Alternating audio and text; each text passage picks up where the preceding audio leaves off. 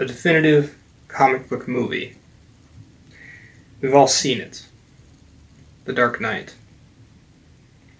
This was, and many people still say is, the best of the best.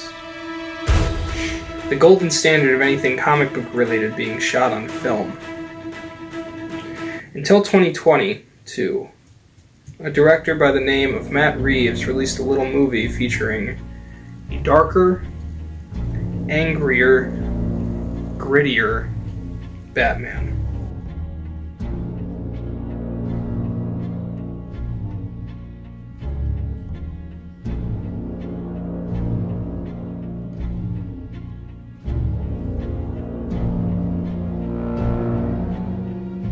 In 2019, we were told we were officially getting another Batman film.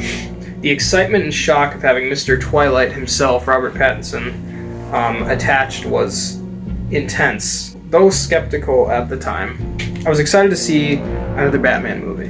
Bill Ben Affleck played a brawler rendition, rather strange, dark, murdery Batman that I didn't love to death. Say that while wearing his mask, which I did find, though, he was still enjoyable to watch. But it wasn't my Batman. It was not the Batman. Seeing slowly as more casting announcements began to happen, the incredible Paul Dano was going to play the Riddler, Colin Farrell as the Penguin, Andy Serkis as Alfred, and Catwoman actually looked like Catwoman. Then I saw the suit. Right then and there, once again, my excitement built. I mean, of course it was. Why wouldn't it be? Then COVID hit. Of course. The film got delayed various times, but finally on March 4th of this year, 2022, there was a classic comic panel feel from Batman Year One and Hush, panels coming to life almost on screen. Aspects of the character we've never seen before were finally being shown to us. Though past renditions have shown how his enemies feel to see him, and the fear, the opening scene introduces us to the Bat of this film. He is terrifying.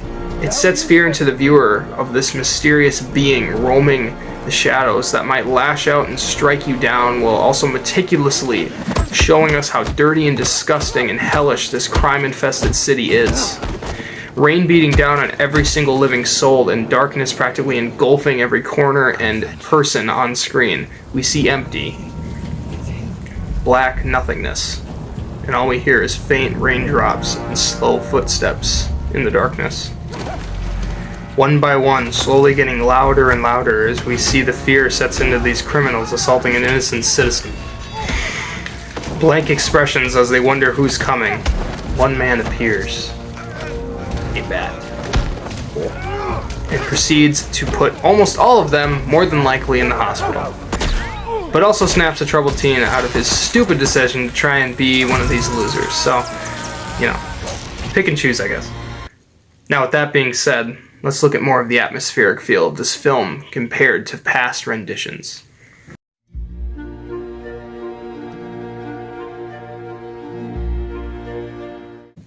I absolutely love the cinematography in this film. The focus Greg Fraser has on everything he wants us to see is incredible. He knows how and where to direct your eye, and he uses lighting so perfectly that you can see what he wants you to see, but also it isn't so dark you don't know what's going on. That's incredibly hard to manage as a director of photography and the lighting team. So hats off to them. It's incredible work. I don't think I should be really surprised, though, seeing that Greg Fraser shot my last favorite film from last year as well, which was Dune. He's got 2 in the bag already. Now, if he can go for another next year, he might just be my favorite director of photography working today. The Gotham City that him and Matt Reeves sets forward for us, that we are just sucked into, is this gothic feel of, well, it's Gotham. The gothic feel of Gotham City is finally back on the big screen. We once saw it perfectly put forward in the classic Batman 1989 Batman film starring Jack Nicholson as the Joker and Michael Keaton. Though I love it to death, the Gotham we see in that film is not on par with how gritty Matt Reeves is, but it still has the gothic Art Deco feel to it. Then we had Schumacher's.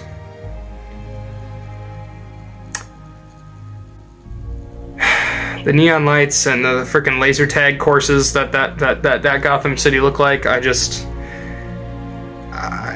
it's just ridiculous. We then had what most people say is the best rendition to ever hit the screen, and don't get me wrong, when I'm in the mood, I agree. You know, when I'm in the right mood, I agree. We got Christopher Nolan's version, which is pretty much just a city.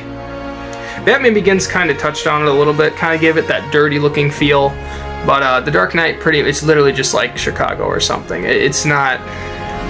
It's a city. I don't like it. There's not much really. Though I still deeply love the Dark Knight trilogy.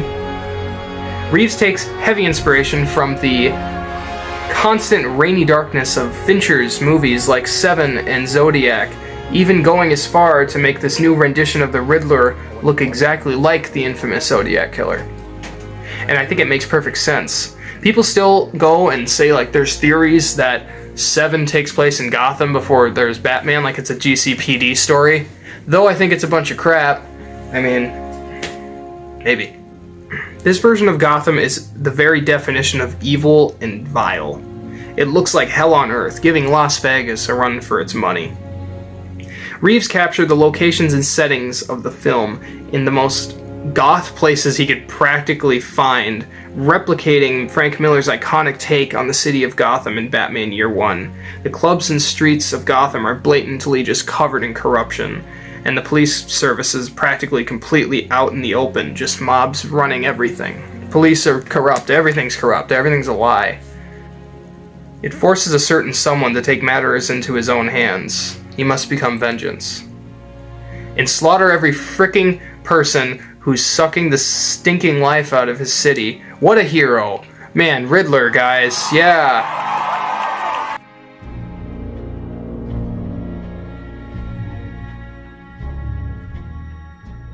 No, it's actually Batman. I'm kidding. By the way, he's the real hero. I don't know if you knew that. But Gotham does not accept him at the beginning of the film. He is trying to make a difference, but even he is doubtful if he can fix this sick place and system when others are warping his message like the Riddler. Riddler is the same, oddly enough, as Batman. I don't know if that makes sense, but let me explain. They have the same motive, but they have different methods. Obviously, Batman is the correct way of dealing with this. He is truly the definition of justice. He represents justice, at least. But Riddler represents anarchy and his own sick, twisted form of justice. In the end, they are two sides of the same coin. But it begs the question, is what Batman is doing okay or not? Is he making a difference? By the way, I strongly advise against dressing like a bat and assaulting people in the streets, just so you know. Alright, I'm taking this off. I can't. Oh. It's like, it just doesn't fit my face, and I feel like I'm gonna pass out. Dark Knight, for example, is the complete opposite of this film. Joker represents the complete opposite of what Batman is in The Dark Knight. Chaos, evil incarnate. Batman represents order. But the city has been changed because of Batman in that film. He knows he's making a difference. He's confident and he wants to continue because he's on the brink of finishing off the scum running the streets and the city. Joker is meanwhile coming in there and driving a wedge between the two and killing and creating chaos all around them. And in the end, ultimately forcing Batman to make the city hate him. It's genius writing. It's great. Masterpiece. The Dark Knight and the Batman are consecutively together my favorite movie as of the moment. The Batman is about him learning and earning the police's trust, earning the city's trust, making a difference and proving to himself and others he is good enough, he is strong enough to make a change. And interestingly enough, The Dark Knight and The Batman are two films that are also two sides of the same card. Or coin, like I said previously. They're polar opposites, but they're both masterpieces in cinema, fight me. And Matt Reeves and Nolan are both incredible directors. It's clear that what The Dark Knight puts forward is not as dark as Batman. We see various scenes of Riddler violently in a PG-13 movie, by the way. Violently attacking and murdering people, leaving blood and body parts all over Gotham. He's insane to the nth degree. Though I would say Ledger's performance is way better than Paul Dano's. No offense to Paul Dano, he's still spectacular, but Dano definitely does bring chills down the viewer's spine with his incredibly uncomfortable, heavy breathing and screaming all the time. Matt Reeves reinvented what most audience members know as a really, really stupid Jim Carrey performance and turned it into a highly disturbing Zodiac killer searching for revenge on the rich and powerful. I love how much Fincher inspires the character, but I think Reeves definitely did the right thing combining real comic book knowledge and combining great cinematic art.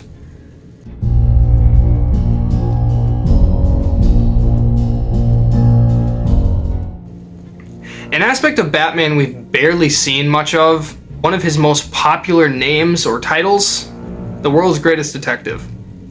The fact that we haven't gotten a mystery thriller based on Batman until now hurts my soul and my being. Batman originated in Detective Comics, for heck's sake. Like, the man is a legendary sleuth. He gives Scooby-Doo and the gang a run for their money. They actually had a team up in the 70s. There's a little cartoon. I watched the crap out of that. Loved it. Anyways, moving on. The comic books have always, since day one, had a heavy emphasis on Batman being a sort of dark Sherlock Holmes of sorts. Bruce Wayne is supposed to be a very smart man in that manner, like extremely smart. And in the Batman, he's just starting out in year 2 of his career, and he's clearly just beginning to get a grasp on this type of work. The Riddler is the first massive challenge to come to plate, and he really pushes it. Batman really pushes himself. Managing to flood the entire city is quite a task, though. Even Joker didn't go that far in The Dark Knight, but I think the most common thing I heard online, even between friends, was that they thought the detective aspect didn't feel like Batman. Due to films like the Dark Knight trilogy being so huge, I understand why they'd feel that way. I understand why they think that way. But the cinematic versions of the character up to this point did not fully grasp onto one of his strongest and sadly most untraveled roads as a character trait being he's a detective. Often I heard people say they didn't like the portrayal of Bruce Wayne because he's pretty much just Batman without a mask. To that I had to say, clearly you've never read Year One. And for idiots complaining about the runtime,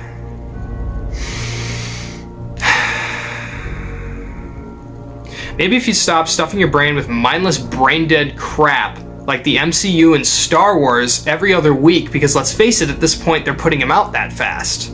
Maybe, just maybe, you'd be more open-minded to a new and completely fresh take on an iconic character that deserves 100 times more respect and 100 times more money than any other bland BS Disney puts out on a daily basis. Rant is now over. The Batman changed what the character is to the mainstream audiences around the world. I saw this film in the theater 3 times. Yes, for each hour I saw the movie. Matt Reeves introduced us to the most authentic version of the character he could, and hardcore fans deserved it, and we needed it. I am beyond pleased. Matt Reeves and his team are incredible. Unbelievable. They've done something just stunning. I cannot wait for the trilogy to continue in the next coming years. It's stunning. Over time, we've seen it happen before, and I'm glad to say that finally it has happened again. The Batman. It's Batman Reinvented.